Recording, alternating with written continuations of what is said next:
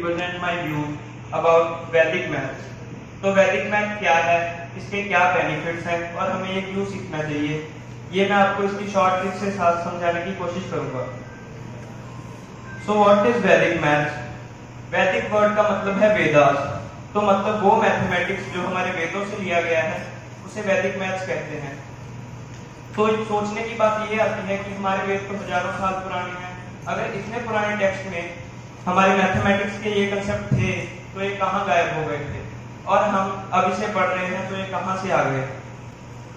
तो जैसा हम जानते हैं कि हमारे देश में बहुत सारे फॉरेन रूलर्स ने बार बार हमला किया, जिसकी वजह से हमारे कुछ टेक्स्ट चोरी हो गए, कुछ जला दिए गए, या फिर कुछ को हम संभाल नहीं सके, तो अनफॉर्चुनेटली वो हमारी लाइब्रेरी से मिसप्लेस हो गए और नेक्स्ट जनरेशन तक पास ऑन नहीं हो सके।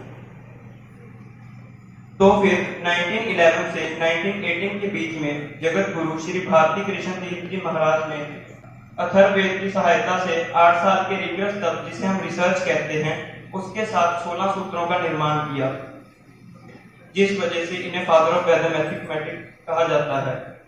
तीरथ जी ने सभी कंसेप्ट को समझकर और इजी लैंग्वेज में लिखकर एक बुक पब्लिश करी, जिसका नाम है वैदिक मैथमेटिक्स बुक बाय तीरथ जी महाराज।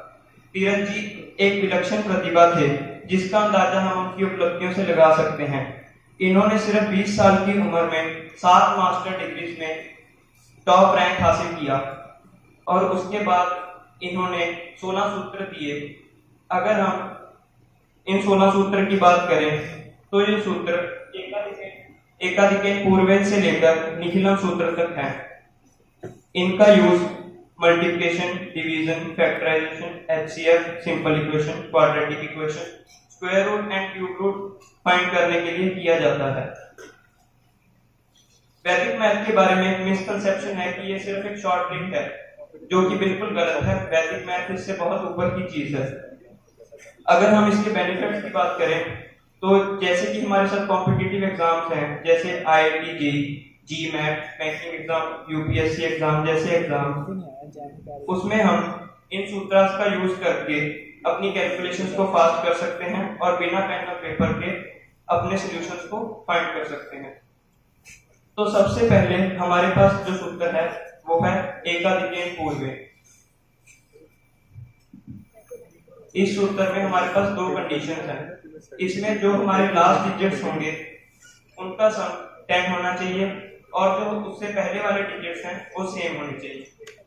तो हम सबसे पहले क्या करेंगे, हमारा पहला स्टेप है, जैसे हमने ये एग्जांपल ली है जिसमें 7 और 3 है, तो हम 7 और 3 को मल्टीप्लाई करके बिना कैरी लिए 21 को एज इट इज लिख लेंगे।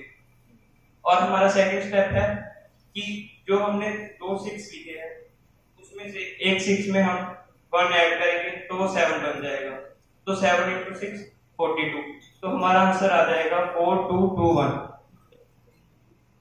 अब ये हमारा एक जनरल सूत्र है जिसकी मदद से हम किसी भी तरह की मल्टीप्लिकेशन कर सकते हैं, इसकी कोई कंडीशन नहीं है। तो इसमें हमें क्या करना है, हमें राइट से शुरू करना है।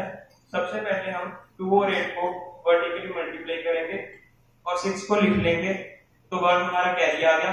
उसके बाद हमें क्रॉस मल्टीप्लिकेशन करनी है, जैसे 3 को 8 के साथ मल्टीप्लाई करने पर 24 आ गया, फिर 4 को 2 के साथ करने पर 8 आ गया, और इसमें हमें कैरी ऐड कर देना है, तो हमारा ये 33 आ गया। 3 हम लिख देंगे और 3 हमारा कैरी आ जाएगा। तो उसके बाद हमें फिर लेफ्ट साइड वालों को वर्टिकली मल्टीप्लाई करना है, तो 4 और 3 को मल्टीप्लाई करने पर 12 आएगा, और 3 हमारा कैरी था तो हम इसे 15 लिख देंगे, तो हमारा आंसर आ गया 1536। उसके बाद हमारे पास एक सूत्र है निखिलम सूत्र। ये 100 बेस मेथड है। इसमें हमें क्या करना है, जैसे हमारे पास ये 2 डिजिट्स हैं 98 और सेकंड डिजिट है 97, तो पहले हमें देखना है कि 98 100 से कितना कम है, तो हमें उस वहां पे -2 लिख देना है, वहां पे -3 लिख देना है। तो हमें 2 और 3 को मल्टीप्लाई करना है तो वो 6 आ जाएगा, पर ये 100 बेस मेथड है इसलिए हम 06 लिखेंगे। तो उसके बाद हमारा सेकंड स्टेप है जिसमें हम या तो 98 - 3 कर दें या 97 - 2 कर दें, हमारे पास 95 ही आएगा। तो ये एक एग्जांपल आपके लिए, आप में से कोई भी इसका आंसर कर सकता है। यस 10506। तो इसमें हमें क्या करना है, 102 100 से 2 ज्यादा है और 103 100 से 3 ज्यादा है, तो हम 2 को 3 के साथ मल्टीप्लाई करेंगे तो 06 आ जाएगा और 102 में 3 ऐड करेंगे तो वो 105 आ जाएगा। इसके बाद हमारे पास एक सूत्र है एकान्वयन पूर्वेण। तो इसमें हमें क्या करना है, किसी भी 3 डिजिट के नंबर को हमें 999 से मल्टीप्लाई करना है। तो इसके लिए हमें क्या करना है, जो भी हमारे पास वैल्यू है उसमें से हमें एक घटा लेना है। जैसे कि 5 और 7 है, इसमें से हम एक कम करेंगे तो एक 5 और 6 हो जाएगा, हमें उसे एज इट इज लेना है। और उसके नेक्स्ट स्टेप में 9 में से 5 को माइनस करेंगे तो 4 आएगा, 9 माइनस 8 करेंगे तो 1 आएगा, 9 माइनस 6 करेंगे तो 3 आएगा। ये हमारे पास 6 डिजिट्स का आंसर आ जाएगा। और एक एग्जांपल आप लोगों के लिए, इसमें हमें क्या करना है, 354 में से एक कम करना है और 353 आ जाएगा। उसके बाद 9 माइनस 3 करेंगे 6 आएगा, 9 माइनस 5 करेंगे 4 और 9 माइनस 3 करेंगे 6 आ जाएगा। तो इसका भी हमारे पास आंसर आ जाएगा। तो आई होप मेरी इस प्रेजेंटेशन के बाद आपका वैदिक मैथ में इंटरेस्ट बढ़ेगा और मैं अपने कोड के साथ इस प्रेजेंटेशन को एंड करने जा रहा हूँ। Mathematics give us a reason to hope that every problem has a solution. Thank you so much.